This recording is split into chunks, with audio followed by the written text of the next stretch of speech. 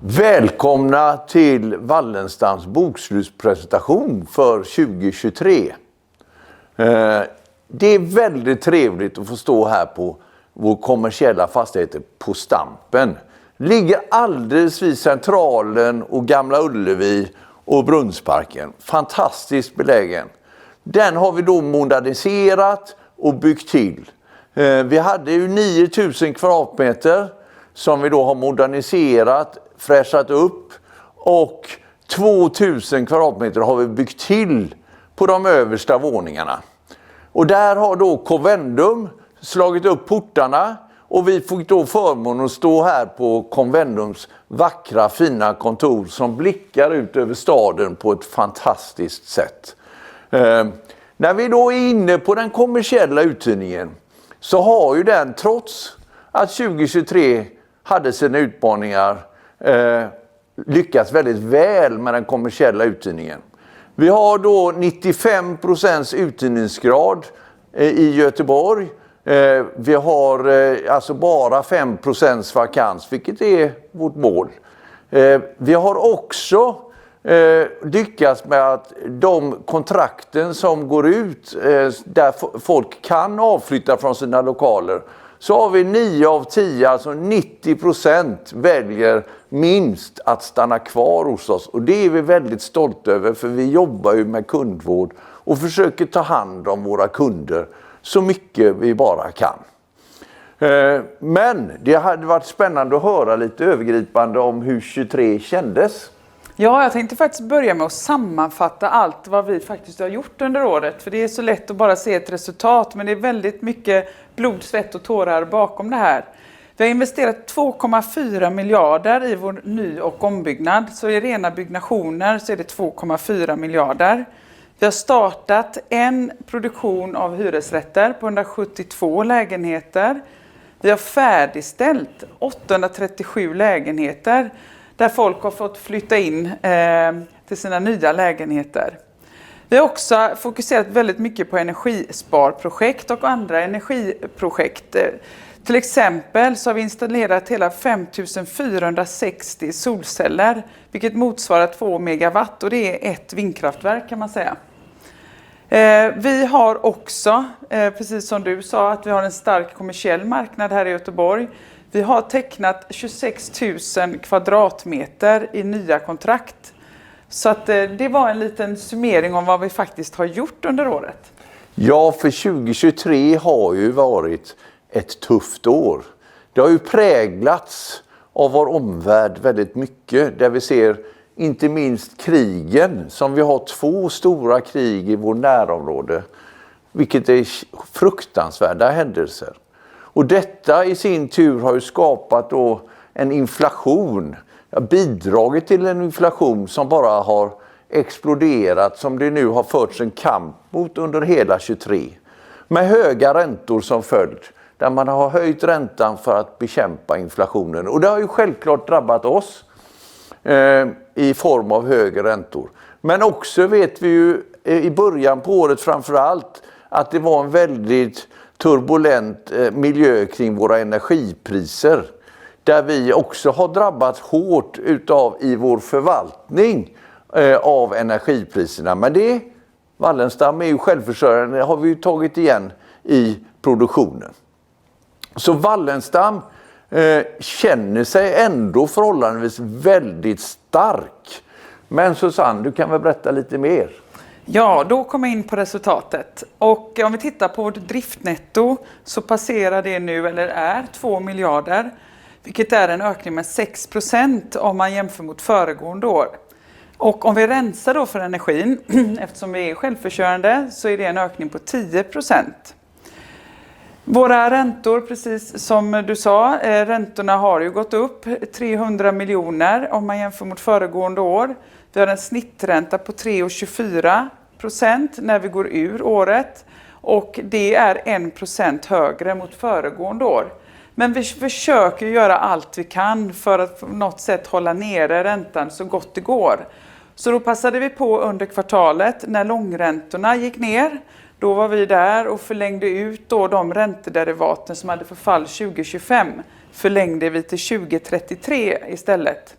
Det innebär på kort sikt att vi i snitträntan får en belastning där på ungefär 5 punkter. Men på lång sikt är ju det väldigt skönt för oss att inte ha några ränteförfall förrän 2026. Sen om vi kommer att titta på våra värdeförändringar på fastigheter så har det totalt under 2023 påverkats negativt med 850 miljoner. Och det består av många olika delar. Bland annat har vi värderat om våra marker, alltså våra byggrätter för framtida nyproduktion. Har vi värderat ner. Vi har också justerat avkastningskraven på många av våra bostadsfastigheter. Mellan 10 till 30 punkter. På våra kommersiella fastigheter, ett flertal, så har vi också justerat med ungefär 10 punkter. Så sen påverkas vi ju positivt av ökade driftnetton. Men summan blev minus 850 ungefär för året. Det blir ett negativt resultat på sista raden, men faktiskt med en bibehållen soliditet på 46% som vi även hade förra kvartalet. Det känns ju väldigt starkt att trots att vi har haft kanske en av de tuffaste åren bakom oss så har vi behållit vår soliditet på 46%. Men vi har också belåningsgraden och den är också 46%, så det är ju käckt att det är samma siffror där, så behöver man inte vara så orolig för så här fel. Men 46%, det visar ju en väldigt finansiell styrka. Och detta bäddar ju för att nu var ju fastighetsmarknaden ganska kall under föregående år, eller 2023. Vi hoppas ju att den kommer igång så att vi kan ta vara på om det dyker upp affärsmöjligheter under 2024 på olika sätt. Det kan ju vara sälj eller köp eller både och. Så där ska vi jobba intensivt under 2024. Men det som är superglädjande, det är ju att inflationen har ju ändå krypit ner. Och det gör ju att förutsättningarna att få igång nya produktioner. Vi vet ju att vi har en intressant bank på kunder som vill hyra hos oss på över 280 000 människor som står, alltså 2,5% av Sveriges befolkning står i denna intressentbank. Så att vi gör ju en stor samhällsnytta om vi bara lyckas få igång produktioner, och det har jag förhoppningar att vi ska göra under 2024, för vi har en sån finansiell styrka så jag tror att vi ska komma fram med vår byggproduktion. Men byggproduktionen är ju naturligtvis en utmaning på alla sätt ekonomiskt, men också hållbarhetsmässigt. Så det har varit roligt att höra lite, Susanna, om vårt hållbarhetsarbete. Ja, det här är ju första året som vi redovisar klimatmålet enligt Science Based Targets, Scope 1, 2 och 3. Och Scope 3 är ju det som innehåller byggnation, och det är väl kanske det mest utmanande för oss. Där det är ett tufft mål att vi ska minska med 55% mot basår 2019. Och där har vi nu faktiskt lyckats att minska med 19%, och det är ett otroligt fint jobb som alla har gjort med det här.